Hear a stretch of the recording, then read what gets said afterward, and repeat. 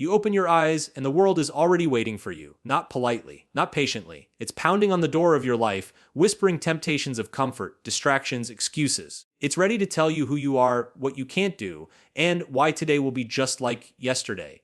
But here's the thing, you get to decide whether you listen. Most people wake up and let the day tell them how to feel. They let the weight of yesterday crawl under their skin and dictate the story of today. They let the noise of the world become the script of their mind, and then they wonder why nothing changes. The idea that you control your narrative is one of the most liberating truths you can ever embrace, yet it is also one of the most resisted. From the moment you are born, life starts writing on you. Family, culture, education, and the events you go through begin shaping the story you believe about yourself. Some of those influences are empowering, but others can be deeply limiting. When you go through failure, rejection, heartbreak, or loss, the mind starts to weave those events into a fixed identity. You begin to tell yourself, this is just who I am, or this is all I can be, as if your past was a prophecy and you are just a character acting out an already written script.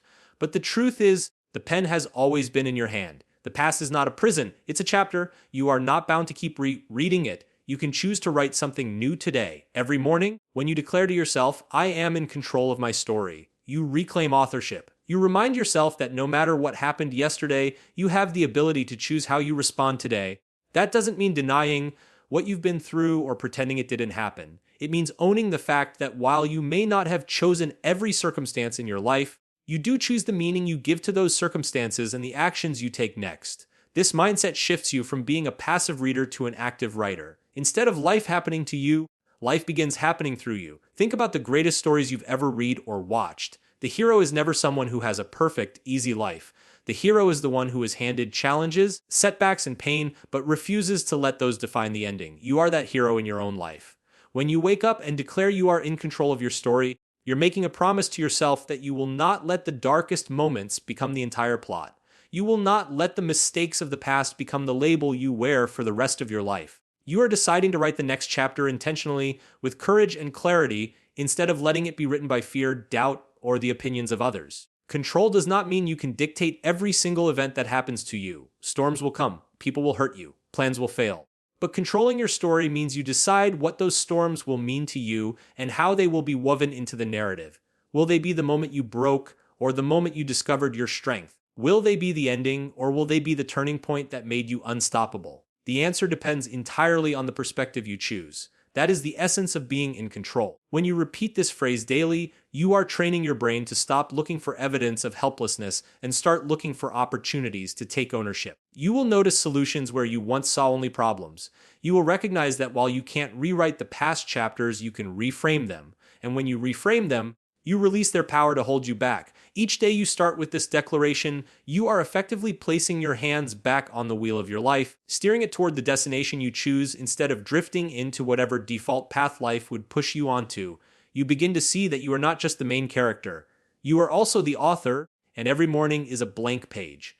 Gratitude is one of the most powerful mental shifts you can make, and when you practice it first thing in the morning, it has the ability to transform the way you experience your entire day. Most people wake up with their minds already racing toward what they lack, what's wrong, or what needs to be fixed. They immediately think of the deadlines, the unpaid bills, the things they wish they had, or the situations they wish were different. That mindset becomes the lens through which they see everything, and it keeps them in a constant state of chasing, worrying, and feeling behind. But when you start your day by saying to yourself, I am grateful for this moment, you interrupt that pattern. You ground yourself in the truth that, right here and right now, there is something worth appreciating.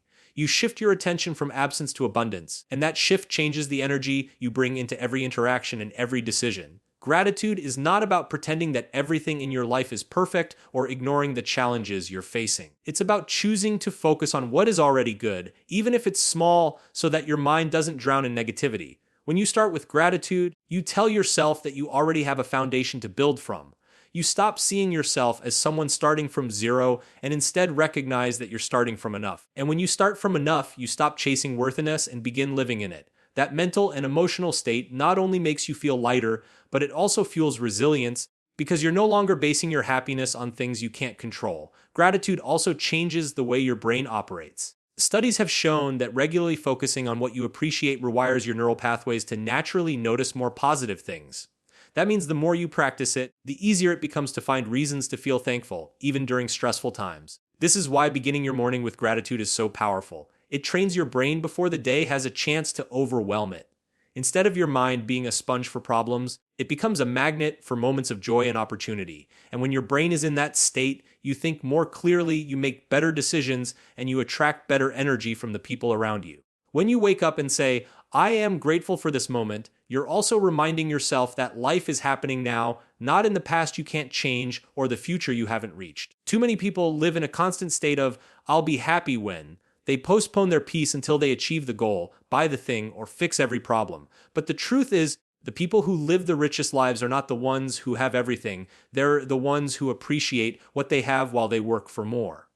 Gratitude makes you richer in the present, no matter what your circumstances look like on the surface. This practice becomes even more powerful on the days when life feels heavy. Gratitude is not just for when things are going well, it's a lifeline when things are falling apart. When you can look around in a difficult moment and still find one thing, no matter how small, to be thankful for, you create a spark of hope. That spark is often all you need to keep going. And the more you keep that habit alive, the stronger it becomes, until gratitude isn't just something you practice. It's part of who you are. Each morning, by claiming gratitude for the moment you're in, you are building a habit that will carry you through both your brightest days and your darkest nights. Resilience is not built in the moments when everything is going smoothly. It is forged in the times when life pushes you to your limits and demands that you keep moving anyway. Telling yourself each morning, I am capable of handling whatever comes my way, is a powerful way to anchor your mind before the storms even arrive. Most people wait until challenges hit before they decide how strong they are going to be, and by then it's often too late. The fear or frustration has already taken control. But when you make this declaration in advance, you are programming your mind to meet adversity with readiness rather than panic. You are telling yourself that, no matter what unfolds, you will stand up to it, adapt, and push forward. Every single person has been through situations they once thought would break them, yet here they are, still standing. That's evidence of an inner strength that is often underestimated or forgotten in day-to-day life. The problem is that without reminding yourself of it, you can fall into a pattern of underestimating your ability to cope. Challenges start to feel bigger than they are, and you start to feel smaller than you actually are. By starting your day with this phrase, you reverse that balance. The challenges shrink in the shadow of your determination, and you rise to meet them with the confidence that you've already proven your ability to survive, adapt, and overcome. Confidence in handling what comes your way doesn't mean you know exactly how you'll solve every problem. It means you trust yourself to figure it out. Life is unpredictable. No amount of planning will make it completely smooth. Things will happen that you didn't expect, some of them painful, some of them frustrating, and some of them downright unfair. But the moment you believe in your own capability to respond, you stop wasting energy wishing the problems away and start directing your energy towards solutions. That mental shift alone can turn a day of setbacks into a day of progress. When you repeatedly tell yourself that you are capable, you begin to notice how that mindset changes the way you carry yourself. Instead of being reactive, you become proactive. You stop seeing obstacles as dead ends and start seeing them as puzzles to solve. Even in moments of uncertainty, you stand grounded because you know that the same strength that carried you through the hardest moments of your past is still inside you, ready to be called on again. This level of self-trust is rare, and it sets apart those who crumble under pressure from those who rise in it. This affirmation also quiets the voice of fear that tries to convince you to avoid challenges altogether. Fear thrives when it can convince you that you are weak or unprepared, but when you counter it every morning with the truth that you can handle whatever comes, you weaken its grip. You begin to step into situations with courage, knowing that even if they don't go as planned, you'll still be able to navigate your way through. And over time, this creates a feedback loop. The more challenges you face, the more you prove your strength, and the more that strength becomes an unshakable part of your identity. By making this a daily habit, you train your mind to meet the unknown with a calm, steady assurance instead of panic or avoidance. You remind yourself that you've already endured, adapted, and grown from countless trials, and each one has made you stronger. So when the unexpected shows up, and it always will, you are not caught off guard. You are ready, steady, and unshaken because you've already decided in advance that nothing coming your way is greater than the resilience that already lives within you. Perfection is one of the most seductive traps you can fall into because it hides behind the disguise of high standards. On the surface, wanting everything to be flawless sounds admirable, but in reality, it often becomes the very reason progress never happens. That is why telling yourself each morning, I choose progress over perfection, is a game-changing mindset shift. Perfection demands that everything be in place before you start. The timing, the plan, the resources, the conditions. But life rarely, if ever, gives you all those elements at once. If you wait for perfection, you will spend your life preparing and never truly doing. Progress, on the other hand, understands that action is the engine of growth. Even imperfect steps forward move you closer to your goal, while waiting for the perfect moment leaves you exactly where you are. When you commit to progress over perfection, you release yourself from the invisible chains of hesitation. You stop asking, "Is this ready yet?" and start asking, "What can I do today that will move me forward?" That small change in questioning transforms how you approach every opportunity. Instead of overanalyzing and second-guessing yourself, you begin to value movement, knowing that mistakes are not failures. They are lessons that refine you along the way.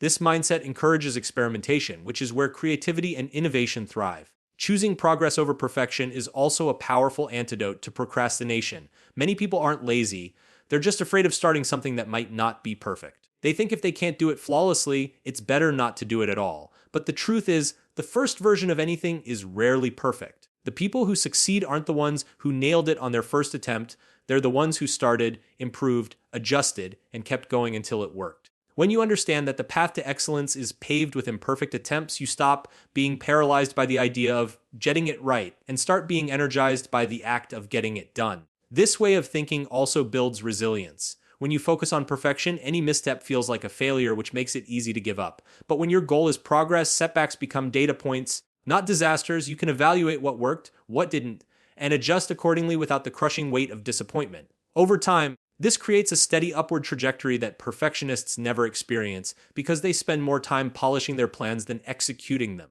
There's another hidden benefit to choosing progress over perfection.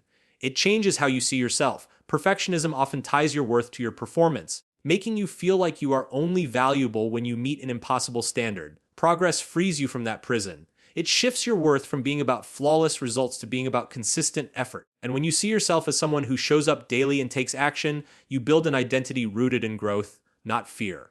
Every morning, when you tell yourself that you choose progress over perfection, you are preemptively silencing the voice that says, "Wait until you're ready."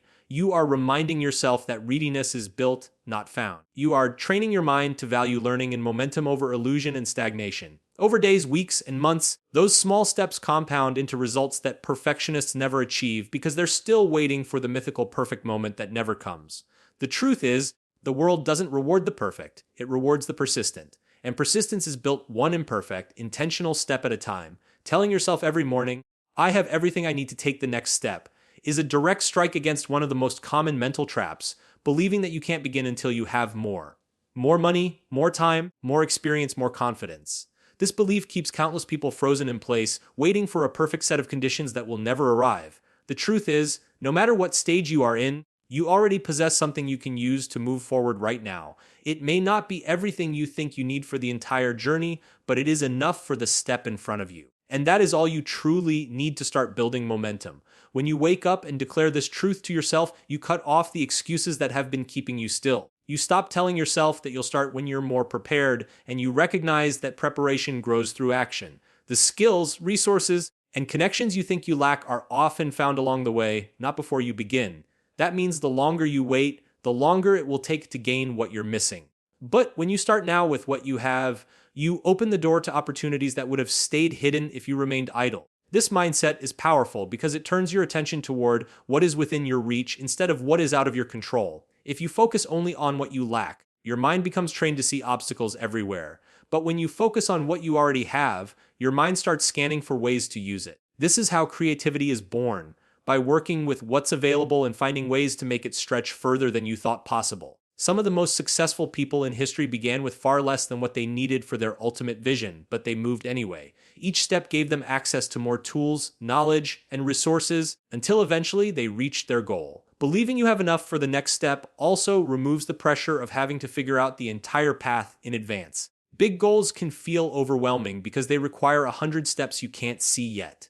If you focus on the whole mountain, it's easy to get discouraged and believe you'll never climb it. But if you focus on the next few feet of the trail, the climb becomes possible. Every step forward changes your perspective and reveals new paths you couldn't see before. And each small win builds the confidence to keep going. This approach also strengthens resilience. When challenges arise, instead of feeling defeated because you don't have the perfect solution, you remind yourself that you already have enough to make some kind of move. Even a small pivot is better than standing still. That action keeps you in motion, and motion creates momentum. which in turn makes it easier to keep pushing forward.